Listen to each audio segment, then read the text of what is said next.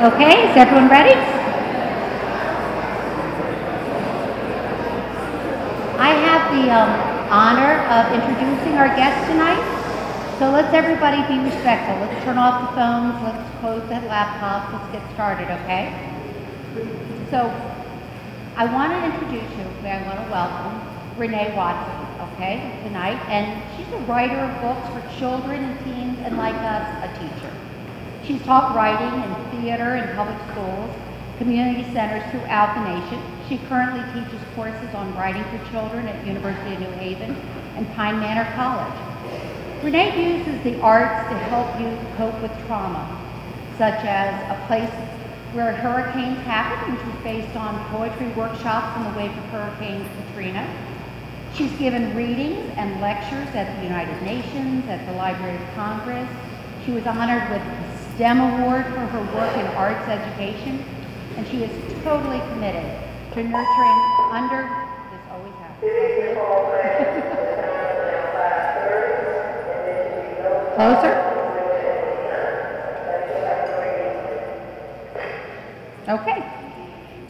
She is totally committed to nurturing underrepresented voices in the creative arts. She's launching the nonprofit I2 Arts Collection.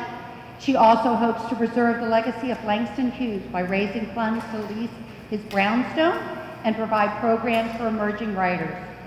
Her works have been recognized by the American Library Association, being nominated for Best Fiction for Young Adults, and by the NAACP for Image Award in Children's Literature. Her characters, and I can tell you, I spent the weekend reading her books, and this is so true. I love her characters. They're not these catty girls trying to get a guy. Instead, the focus is on their friendships and their journeys to feel content and confident without the approval of male characters. In her latest book, which all of you will be getting a copy of, Piecing Me Together, the main character, Jade, has a mentor that comes into her neighborhood with the goal of taking her out of it and to show her that there's more to life than her small world, making her feel like her neighborhood wasn't good enough, like she needed to be fixed.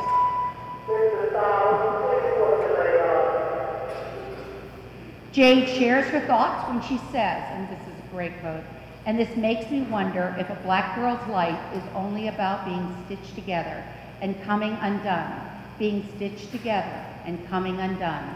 I wonder if there's ever a way for a girl like me to feel whole one day." When she goes into the world, she's sometimes broken into a million pieces, then returns home to her family and friends for affirmation, making her feel proud and beautiful again. Just like our goal, to create learning environments in which our children thrive. Okay, I'd like to introduce you to Renee Watson.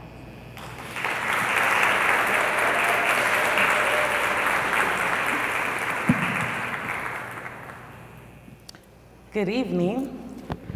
It is so good to be here. I love coming to DC, and I especially love talking to educators and people who've dedicated yourselves to working with young people. So you are my favorite people in the world. I love teachers because teachers inspired me, and at a very early age, I had a teacher who saw the gift of writing in me and treated me like I was a writer. Like, she didn't say, one day you're gonna be a writer, or you should go to school for that, but she was like, you are a writer, you're a poet, and I believed that, so I wrote my whole high school career sending work out to get published and really took myself serious. And some of the novels that are in bookstores today, I started in high school, and it's because of that teacher. So I just wanna say that you are all doing great work.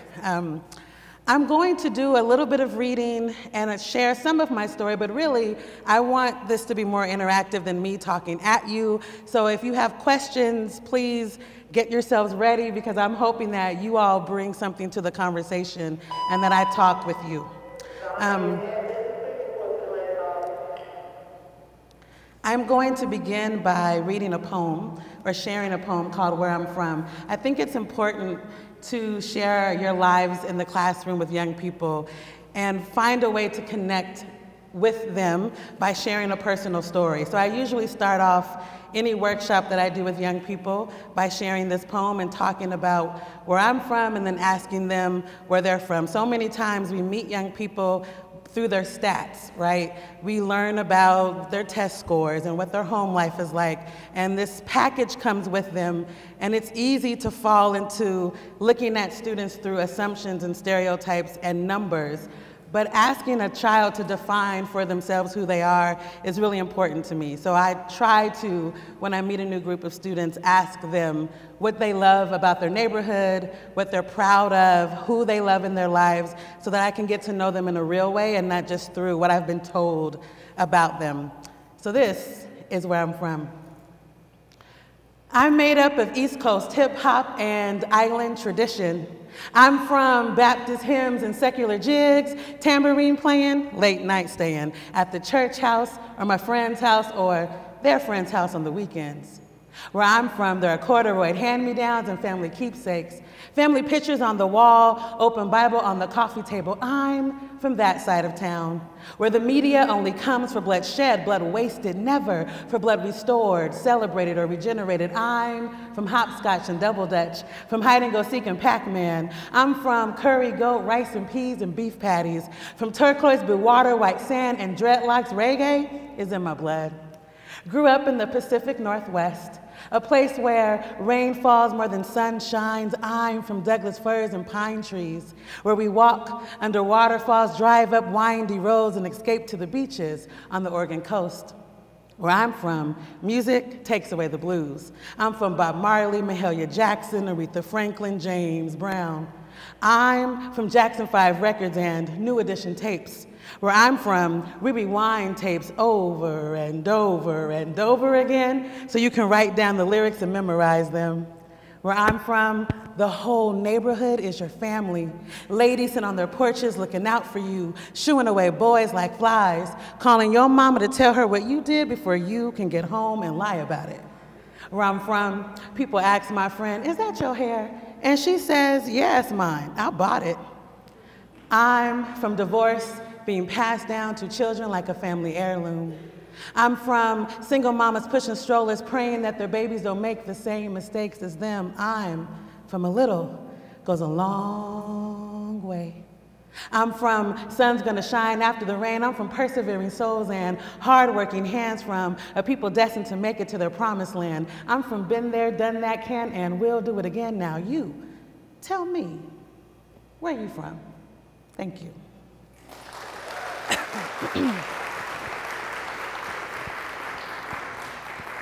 So I write a lot about where I'm from and what's important to me. In my own poetry, it's very much personal, but in fiction, it comes from a real place, but it really is fiction. And so many people ask, "Is this your story?"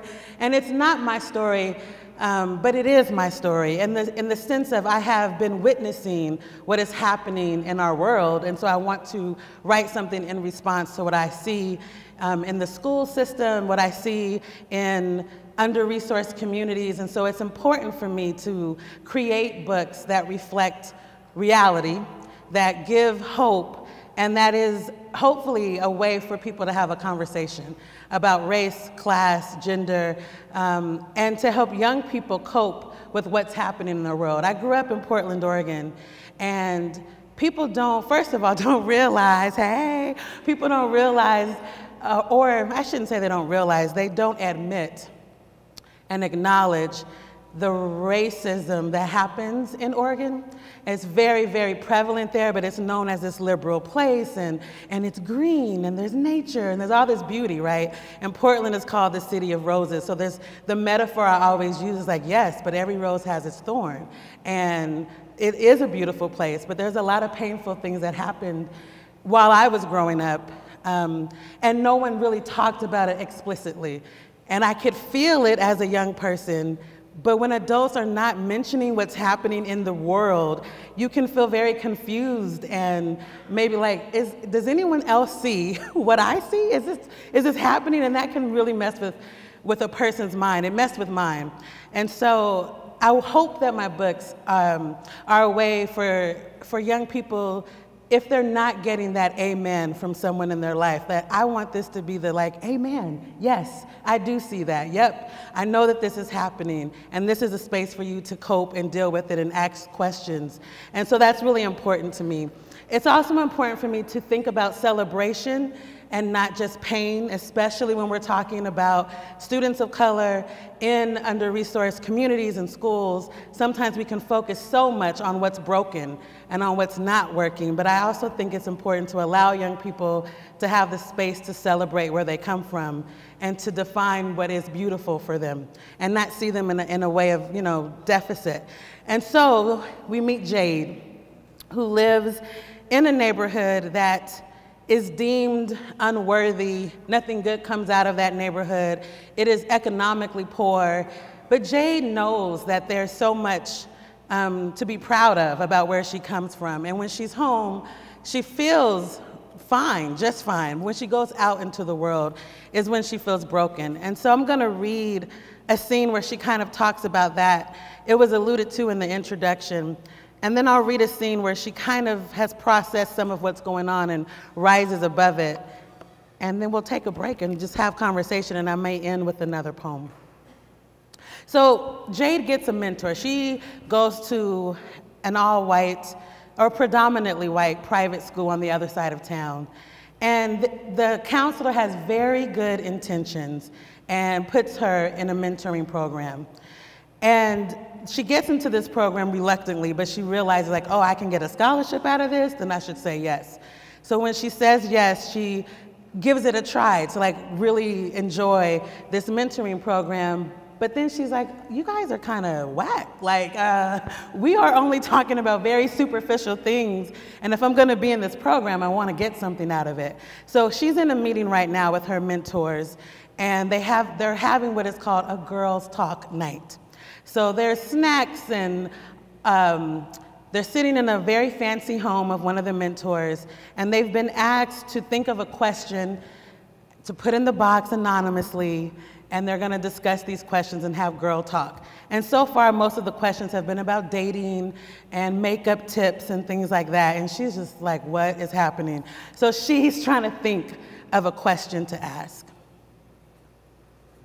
There are 12 girls who've been selected for the Woman to Women Mentorship Program.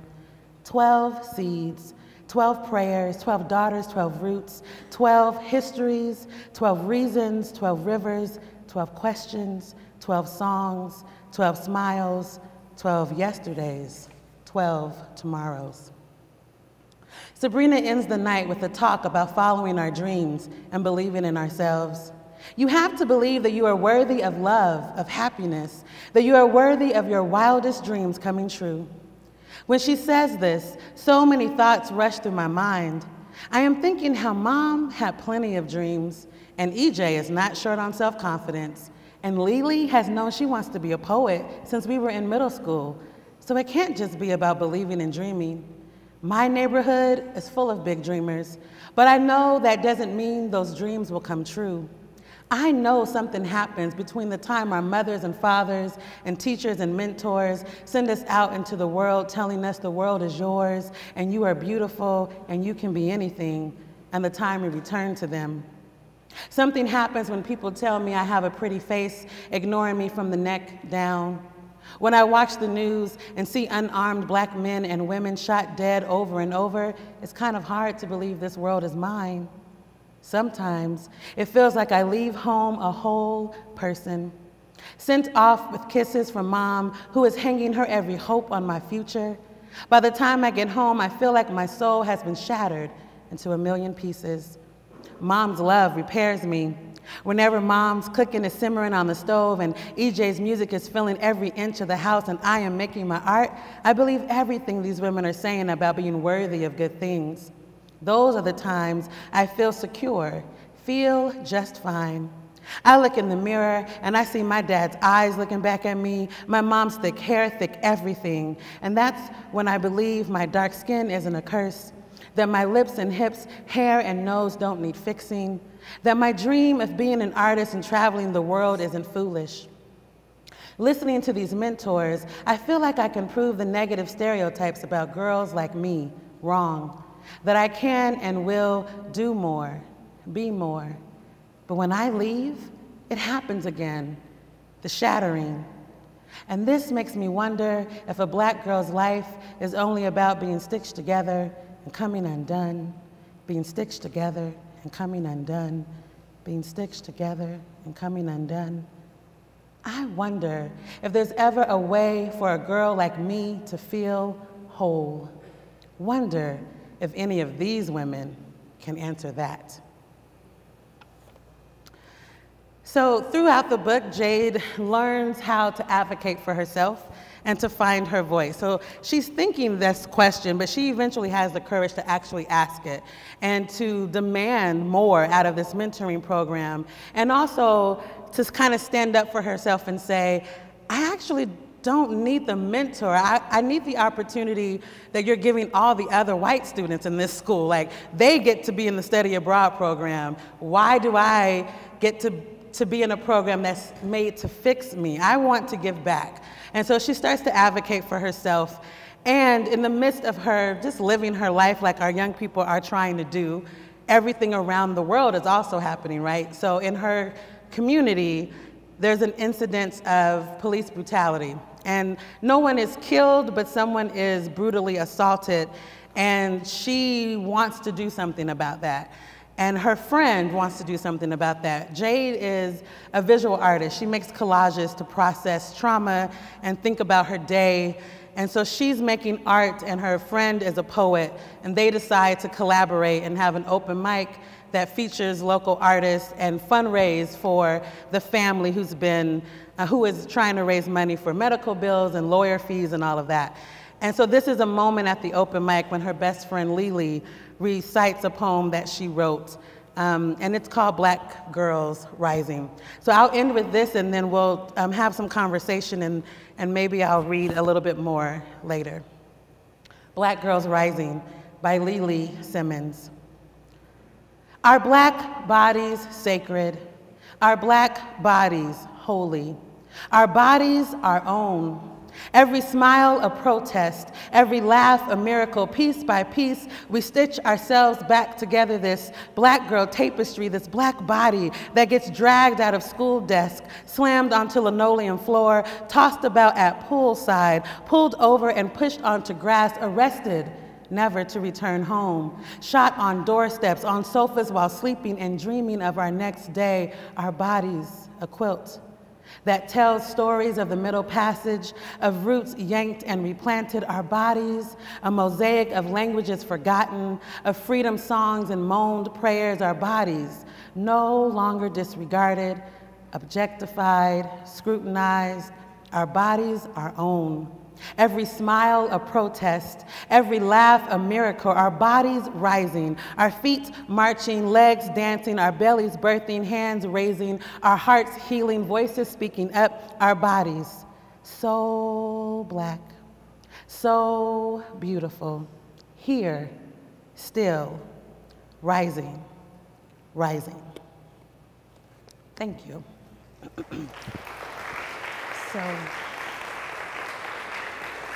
I think someone has a mic out there, maybe, that we're gonna, no? Or you can just stand and talk really loud. So I like to open it up with questions. I think some of you may have read the article, Black Like Me, so if you wanna discuss that, we can. If you have questions about the books or using books like this in the classroom, we can have that discussion. Yes?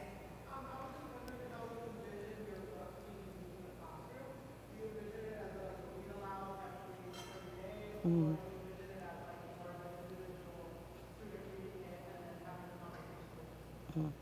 I mean, I hope both happens. I think it depends on the class and the students and what their needs are. I've known that teachers have done, like, every student is reading it, and there are class discussions and journal entries that students are writing and all types of activities that are happening, so the whole class is thinking about the intersections of race, gender, and class. But I've also known that book clubs have taken it too, and it's very, much more who's interested in reading this. So if you're interested in lesson plan ideas, on my website, there's a free downloadable activity guide that has discussion questions and all types of like theater activities, writing activities, art making activities that go along with the book that you could adapt for your own students.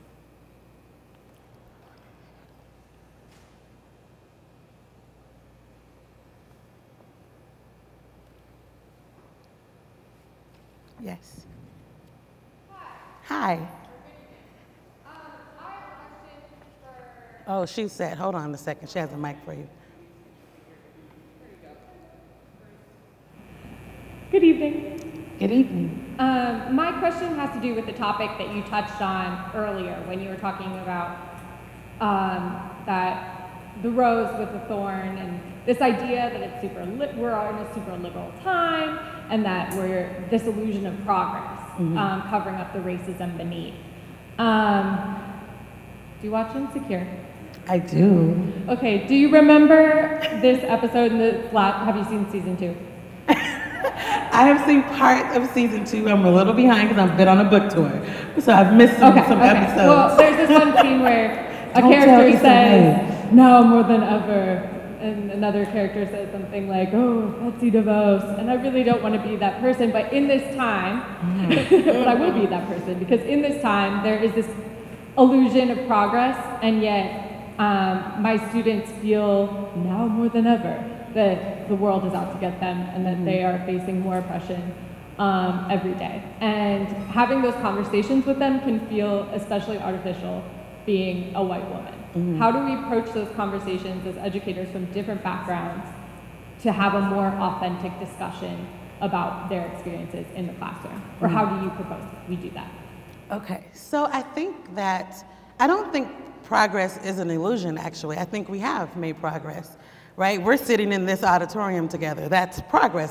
That was not the case before, right? So I think it's about helping young people understand that you take steps forward, you take steps back, and in some areas you're making progress, in other areas you're not, but that's what change is about, right? And because of the artist in me, I use art a lot. When I say art, I mean music, dance, theater, writing, like the arts, to help young people think about what were the artists saying and making and how are they responding to what was happening, given any movement. And what do you want to say? What questions do you have? What do you want to demand? What challenges do you want to tackle? What are you going to do to not just take up space on this planet, but to actually leave it in a better place? So I think that there's a way to acknowledge there is a lot of work to do, and then ask the young people, so what are you going to do?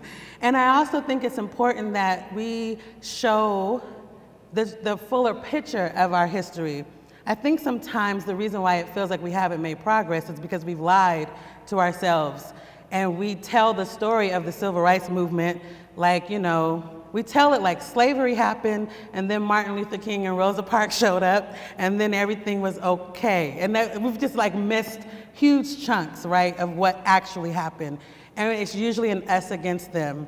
So I also think about showing young people and being honest about who was fighting, and not just the leaders that we learn about, but the women, the white people who were activists and who were on the front lines with Black people fighting, the freedom riders and all of that, so that they are seeing that it was a collective of people who were about this. And I hope that would be a way for, if you're feeling like, well, I'm not a person of color, how can I have this conversation?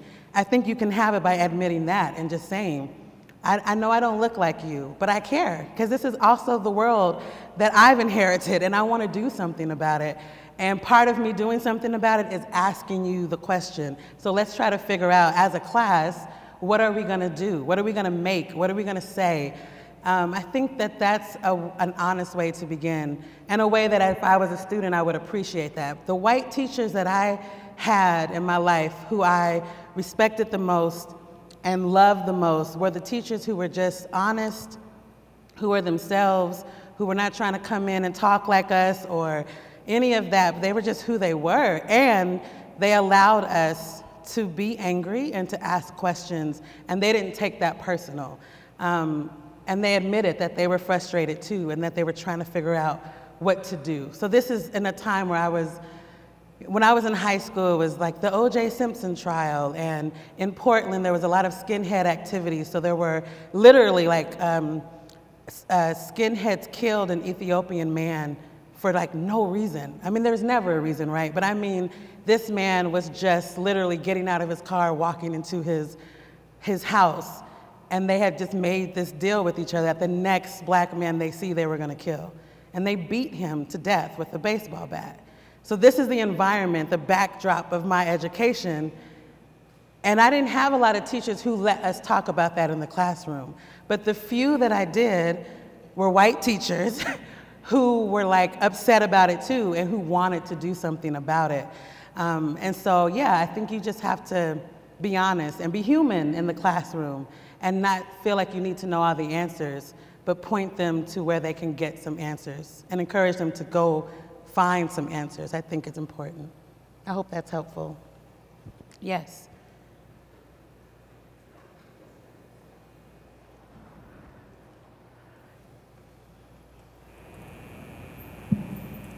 Hi. I just want to go back to something that you mentioned in your kind of biographical background and the relationship to the text in the book. And I have not read the book, I'll be honest. I'm not familiar with it, but I was wondering if you could speak to how to connect different manifestations of racism. So in DC, there's a certain kind of urban poverty with racism. I'm sorry, I can't hear you. I think there's some kind of weird echo happening, so I can't. Can you come a little closer, maybe? Okay, whoa, all right. So I was wondering how you could speak to the relationship between the kind of racism you described in the biographical element of your talk, right? This kind of unspoken, San Francisco racism, maybe? And the kind of racism you see in DC, which is associated with black poverty and the Southeast and kind of close communities versus the South, which also looks different. And how do you, so when discussing racism in the classroom, the students don't really, even though they're familiar with certain forms of racism, not with other forms, right? They haven't been to Alabama, they haven't spent a lot of time in these kind of super liberal states. So how do you introduce those elements into the discussion and not have it being entirely about this sort of certain type of, urban poverty, racism, systemic racism we have in DC? So I think, do you all know Beverly Tadham's work, Why Are All the Black Kids Sitting Together in the Cafeteria? If you don't, please read that. She talks about prejudice and racism being like pollution. It's just in the air. It's what we breathe. And that also kind of takes away the white guilt and all of whose fault is this and why. It's just like, look, this is the world that we have inherited, and what are you going to do about it intentionally? And how does it show up in our everyday lives if it really is just the air we breathe and not necessarily burning cross in someone's yard racism that we are kind of more familiar with or comfortable talking about that because everyone's like, well, I'm not that, right? But all the microaggressions, all the fruit of racism, those things we know still exist. So talking about that in the classroom, I think, is important. I would just lift some of the quotes from her book and do a turn and talk, like pass them out as quotes, have students read them, and then discuss, like, what do you think about this idea of racism being in the air, and what are you gonna do? And then maybe through books, I know there are several, especially now, a lot of young adult novels that deal with microaggressions. And so having students read a scene and asking them, what happened in this that isn't quite right?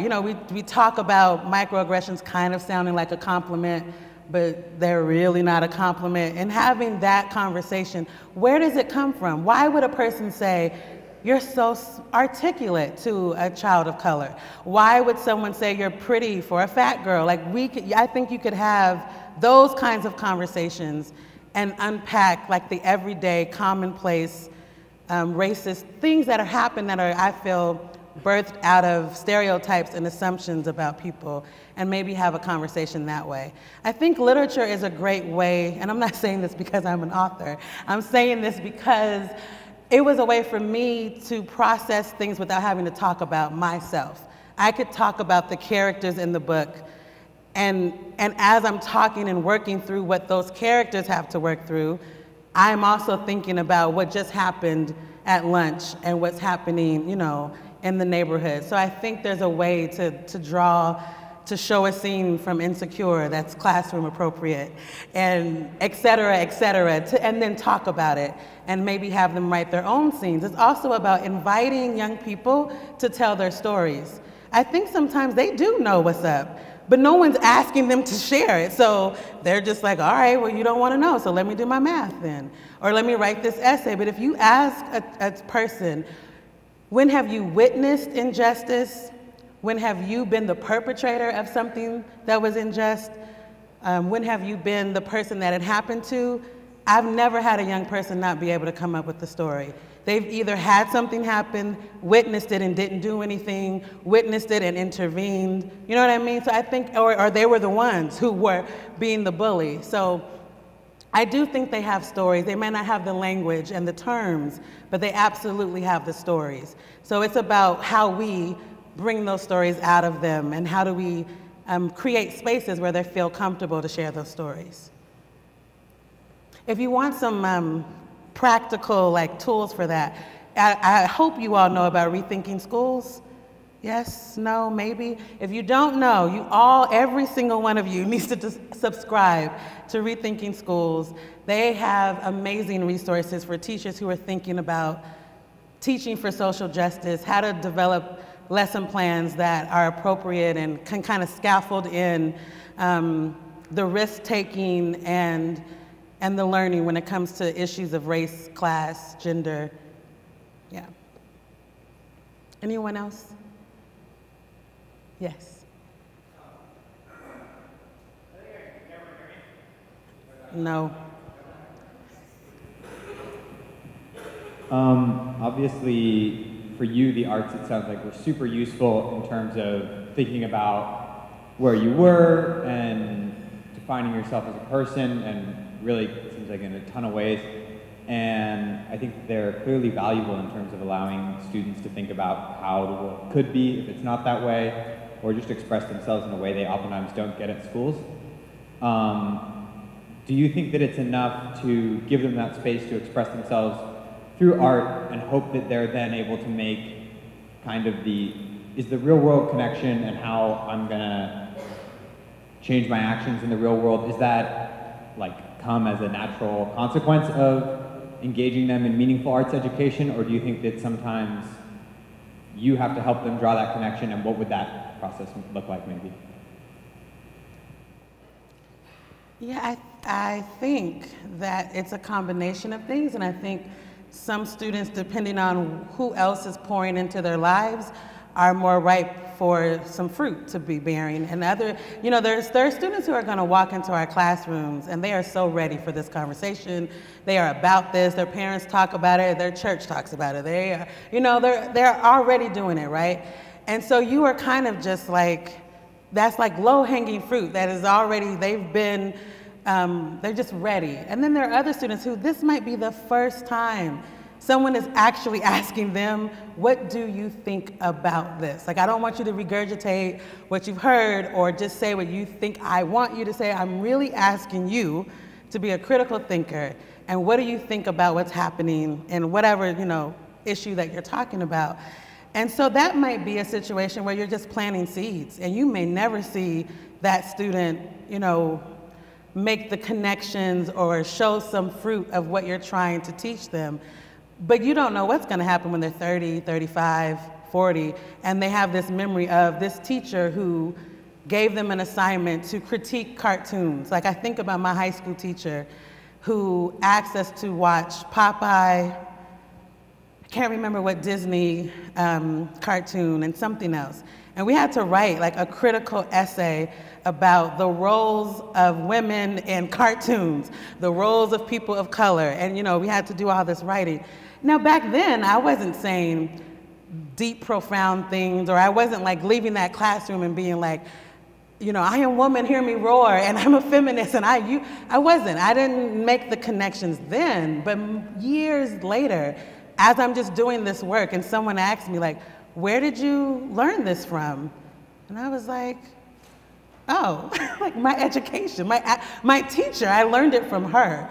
So I think it's going to be a combination of things. And again, I think reflection is important. So I try to also make space in the classroom for young people to talk about what they're learning and how they're going to apply it. Sometimes we don't ask that question, so stuff doesn't stick. And you don't sometimes know what you've learned until you talk it out and you realize, like, oh, this is what we did today. We worked in groups, and I learned how to collaborate and how to listen, and I practiced empathy. That could be lost on students, and they could just like walk out of the classroom and not really think about the skills that they were building by doing that. So at the end of a class, I might say, so how did you practice empathy today? How did you work together? What did you learn about yourself as a learner, so that they're in tune with thinking about how are they growing as a person in my class. I want them to be able to identify that instead of me as teacher telling them this is what you learned today. I want to know what they learned. Does that make sense? Is that helpful? I don't know if that resonates with anyone, but I think sometimes we just rush through things. Like we just like, this is the lesson, this is the activity, and we did it. And we don't let time for people to sit with, how is this gonna be a real thing in my life when I leave this classroom? So you could actually just ask that question, and you don't need to collect their answers. Just give them space to have that own answer in their head or in their journal, and trust that the seed will get watered and that they'll grow and become citizens that we're hoping they become.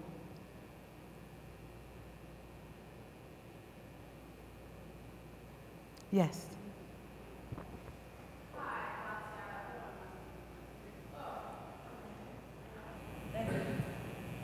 A lot of our students at my school that I do residency at experience a lot of trauma and violence in their communities. And I work with the younger elementary students, first graders. So they come in with a lot of experiences from their home, a lot of depression from their home. How can I, as a teacher, value their experience and help them to name it in an artistic way? Because some of them are not able to express themselves in a very healthy manner, and we're trying to scaffold in more opportunities for students to express themselves and be more positive and appreciate their culture and their background and community of where they came from. So again, I'm going to point you to picture books. I think picture books can be very useful, and there are a lot of picture books that are about very heavy topics, and I think you could use that in the classroom, and then again ask young people to respond to what they just heard. I also think about like cutting up words of poems. Like I think of poetry by Langston Hughes, poems by Gwendolyn Brooks, by Maya Angelou, and cutting up some of those words and phrases and having them remix poems so that you're kind of giving them language in a way. Sometimes you can't name something, but if you have someone else's words to remix, you can. And that might be something that you could do with younger students. So then you don't have to worry about the writing and all of that, but they're creating, they have an outlet to respond about how they feel about what's going on in their lives, using other poets who have responded to trauma that has happened in their lives and who have celebrated the resilience of who they are. So I think of Langston's poems, who he's critiquing the world so much, but he's also talking about Black being beautiful, and he's talking about his neighbors and having all this joy, right? And I think that is very important too. So I think both of those things could be helpful. There was something else I was going, and as far as visual art, I think collaging is Jade makes collages in the book throughout the whole story. And I chose that medium as opposed to maybe paint or drawing because paint can get out of control. And for someone who has been traumatized and feels like life always happens to them and they don't have control, it can be a lot more stressful for them to work in a medium that they can't, control on a page. And if you feel like you can't draw, then you have all this inner monologue about this is not good, this doesn't look real. So if you can give someone ready-made images that they can manipulate and tear and cut and paste and put where they want, that sometimes metaphorically it's giving them some power and control to create, and it's a way of an outlet for them. With younger kids, I hardly ever say to them, like, you know, so we're gonna unpack the trauma in your life, or we're gonna talk about these hard, you know, I just let them bring that. If they're ready to talk about it, they'll talk about things. But I more so just want them to know that that this is a space where they can, if they need to, create. And then I'm also gonna hopefully teach them some skill too. Like, you know, you gotta teach. And so it's the balance of making sure students feel seen and validated. And also, we wouldn't be teachers of social justice if we just have venting sessions and do all the emotional work and not the actual skill. So I think that's important too. One last thing I'll say about that is self-portraits are also a powerful thing. You could have students write where I'm from poems or I am poems and give them a template of a face and have them fill that face in with the words from their poem. And then you have this artistic piece that represents who they are, that you could hang in your classroom as a way of just being like, I see you, I acknowledge your stories and everything that you bring with you when you come to my class. I think that's also a way to just help young people have a container. I think a lot about containers for things, so worksheets, handouts, that young people can put their emotions into, and then how do we acknowledge that by displaying it in the classroom? I think we have time for maybe one more question, if there's anyone.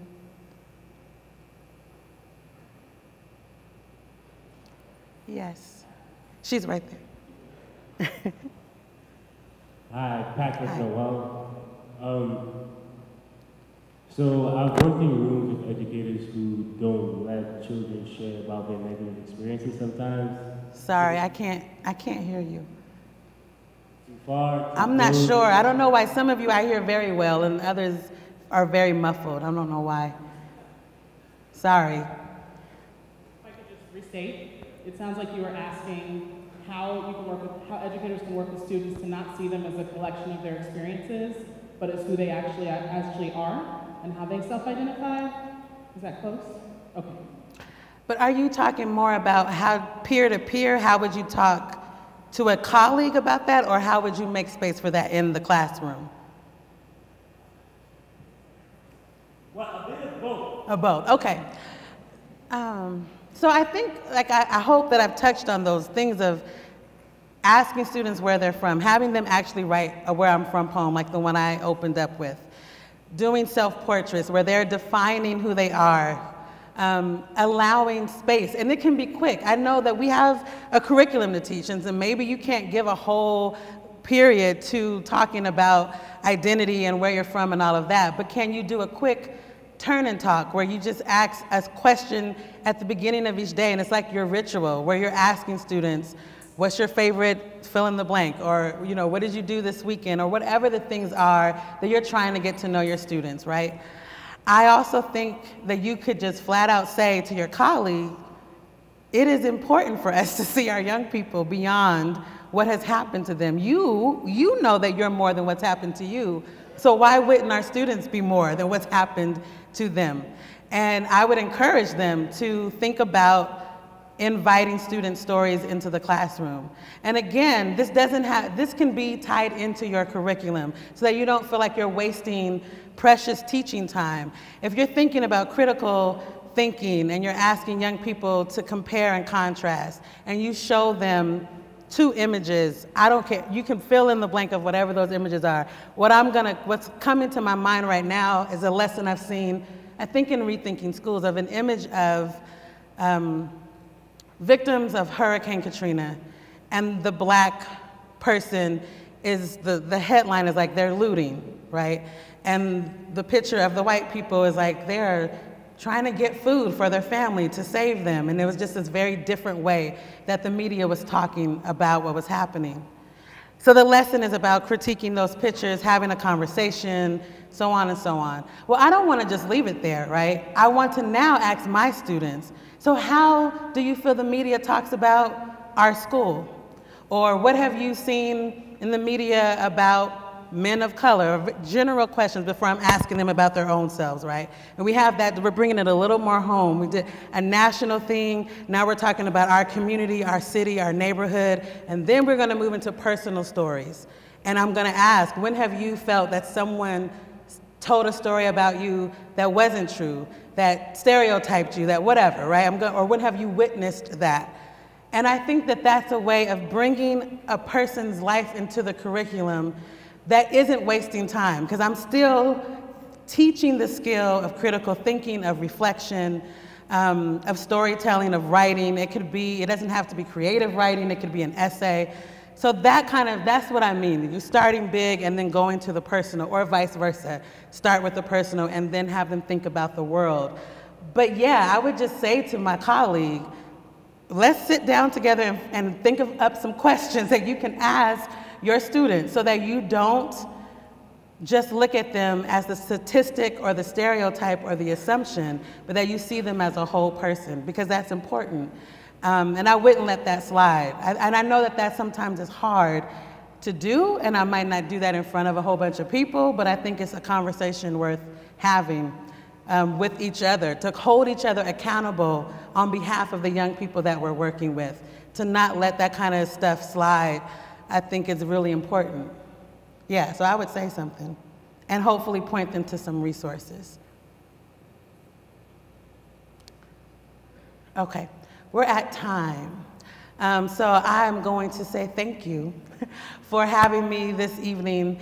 And again, as I said earlier, you know, I think about teachers who've impacted my life, and some of them have no idea that I'm like traveling the world now, writing books and talking to other educators, and a few of them do. A few of my high school teachers are still very much in my life. So I just hope that you feel like you're doing good work, and you may not ever know which student you've touched, and hopefully you will get a letter one day about the lives that you have touched. But either way, without the acknowledgement or with it, my hope for you is that you are your best self, that you push yourself to be the teacher that you wish you had.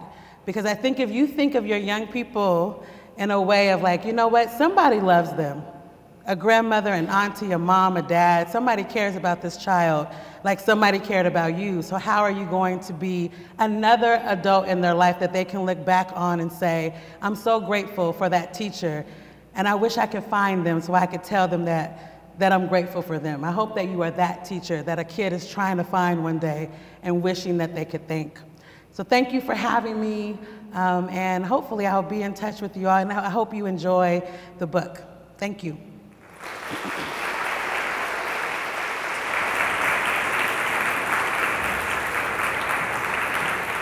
So let us just give one more round of applause to Renee Watson. It's been a long day. Thank you so much for telling our stories, for being so real, for taking time out of your day. I think that so many of us can relate to everything you said, and I know that there are students in our classrooms who really want to hear more, not just about what we do, but why we do it. And so thank you for helping us define our why today. We're going to talk about the what in class in a few minutes, but the why rests here. So thank you again. Thank you. I want to give you a few gifts, yes, as you travel back. So t-shirt, water bottle, you'll be all Urban Teacher swagged up, and you're a member of our community. So thank you so much. Thank you. Oh, wonderful. Thank you all. There's a book down here for each and every one of you. If you want to come and get it on, I know, I'm so excited, I love books. On your way to class, and thank you so much for taking the time out as we continue to work to remember why we do this important work, and take time out just to hear from wonderful folks in our field. All right, have a great night and happy Monday.